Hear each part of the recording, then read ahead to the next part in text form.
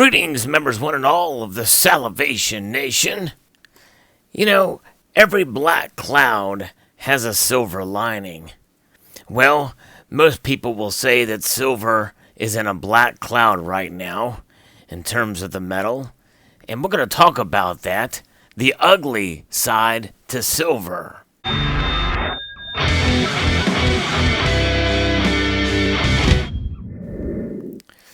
Now, that doesn't sound very positive, but when you think about it, and if you understand silver's purpose and what it has represented for thousands of years, I hope you will find some encouragement in this video.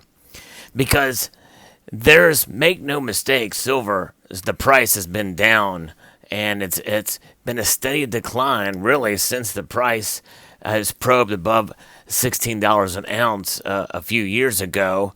After other record lows beforehand. You know, many of us in this community started really paying attention to silver once it reached almost $50 an ounce back in 2011. We haven't seen that kind of action for the adjusted price of silver since 1980. And of course, back then, $50 an ounce was worth about $200. And most people thought, well, if it's going to hit that level in 2011, which was $49 and some odd cents, and in 1980 it got to inflation-adjusted $200, well, its potential to go up much higher was there. But those were anomalies, and a lot of people didn't understand that, including myself, really. In fact, I remember back when I really first started this channel and to some time beforehand, you know, from the research that I had done and what was going on in our government and how the economy was, it seems like we really didn't fix a lot of the problems that we had from the financial crisis, which could have been a lot worse. And many people think it should have been a lot worse. And many people even nowadays are predicting that it will get a lot worse, even now. But, you know, I'm not banking on that. I'm not a doom and gloomer, although I will confess that I was nervous around 2012 and 2013. And when you saw the prices drop a bit, I thought it was a time to pick up some silver. It was a bargain at $30 an ounce, at $25 an ounce. I remember picking up 10 1-ounce silver Johnson Mathey bars at $31 a piece. I thought that was a steal, amazing. But really, if you think about it, look what's happened to silver. It's really decreased since then. And it just goes to show you the resiliency of our economy here in the United States. And to some degree, the free market principles being adapted in economies around the world, and the engines of the economy are pretty resilient. And it's really until there aren't where we're going to see these metals really shine. And by the way, none of us want to see that. We don't want to see the prices go crazy with precious metals, because then that means that the economy is doing horribly, and we've got bigger problems than just holding precious metals that may be worth a lot of money. And even as such, there's a lot of things that people are skeptical about with silver. You know, there was a time when people were thinking that, you know, once we hold silver, it was going to free us from the banks and the system, and it will be a highly liquid asset. And to some degree, I think that's right. But over the years, I think many of us in this community, we have matured in our viewpoint of silver, specifically, and even to some degree gold as well. You know, this no longer is something that we don't see as something we can take out into the streets and be able to use it as currency. Though many of us do understand silver as being money, it's been used as money for thousands of years, and to this day, governments are still minting these particular pieces every year as bullion, as hedges against economic instability. It's a way to preserve our wealth. And that's really the bottom line with what silver is.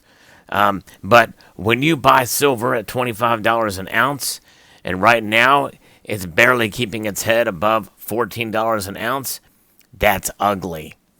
It's an ugly situation, and it's discouraging for many people who have bought silver and bought it when it was high, and even when $20 doesn't seem like it was that long ago when it was $20. And for many of us, for the perspective of multiple years of accumulating silver, that kind of a drop to $20 was somewhat of a blow. But you know what? It's a bargain. Anything under $20 seems to be a bargain. But then it just kept going lower and lower and lower. How low can it go? That's really kind of the question. And should we be buying at these prices? Or is it going to go down to $12? Who knows? And what will that floor be? Most people think that nowadays the analysts are saying that $14 is kind of the technical floor. And you think about all-in cost that it takes to mine an ounce of silver. Well, for the primary silver producers, we're getting much closer to those numbers. But there's a lot of silver being produced as a byproduct of other metals. And so I believe it has a much more leeway to move downwards. And even as such, it's not taking into account a lot of the other contingencies that these silver miners have in place to protect themselves when the prices go this low. And so I think there's some time. The miners are pretty resilient, but something's got to give, in my view. And I do believe that in time, silver will make a move back up. But people have been saying that for quite some time as well. When and how? And what should we be doing when the prices literally are now skirting below inflation levels? In other words, right now, at today's prices, silver is not preserving our wealth. At least if you look at a 100-year chart. And by the way, for those who have purchased silver at any price above what it is now, and have just started, for those like maybe who started a year ago or what have you, it's not preserving their wealth right now. However, the silver lining is this: it's ugly.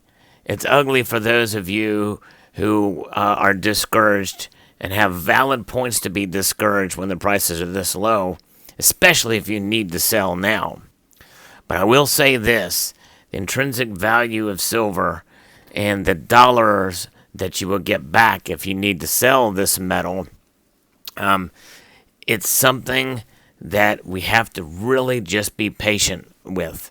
It's something you have to hold on to, even more so than gold. I think you get a much better return. Gold is not nearly as volatile. And this is why I think that I've been making move towards a gold at this time than I have silver. But notwithstanding, I would encourage you to hold on to your silver as long as you can. It's one of those situations where something will give and it will come back around. It will move with the commodities probably, but it will still trail. It will still move along with gold as well, I believe. We saw that very recently here. That's an encouraging sign. When gold and silver moved up, platinum and palladium went down. And so that's really the bottom line when it comes to silver. I am encouraged by people in this community who comment on my videos that say, well, back up the truck. The price is going down. It's a buying opportunity. Smart move. That's really the bottom line. You buy low and you sell high. Well, it's low, and it's been low for quite some time. But it's not out. Silver may be down, but it's not out. And that's the thing to keep in mind. It's got thousands of years of history. It is a metal that is resilient. And it is a precious metal. And it may take some time to really come to fully realize its potential. But it's times like these when, at the very least, we hold on to our silver, even if we're not buying as much of it. I'm one of those that's not buying as much of it. But part of my reasons for not buying more of it really has more to do with the amount that I already have and the fact that I'm much more of a collector than I'm a stacker.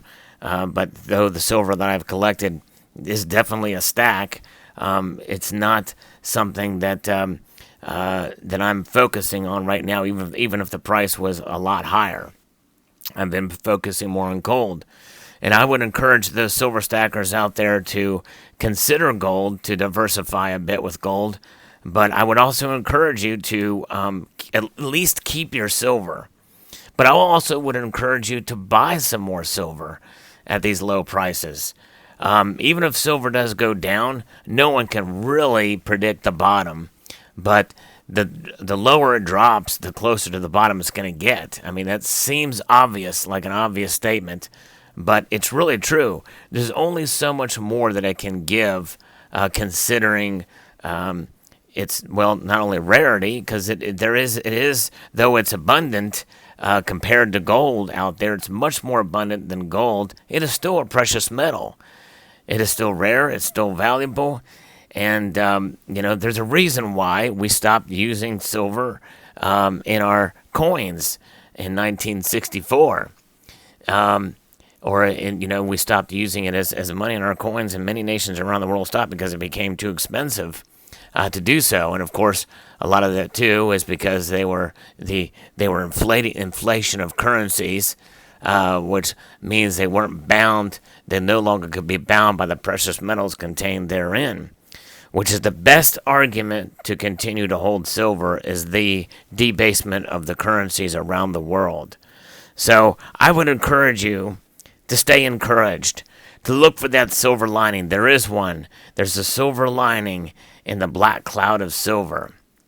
Silver's ugly right now, but stay firm and hold on and buy when you can, but also diversify into gold. Even though that ratio is very high between gold and silver, I still think it's an opportunity to be able to further preserve your wealth with the king of the precious metals, with gold, but also to use this as a buying opportunity for silver as well.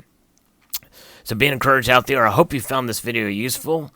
I would like to extend a multitude of gratitude y'all for watching, and encourage you to please rate, share, comment, and subscribe.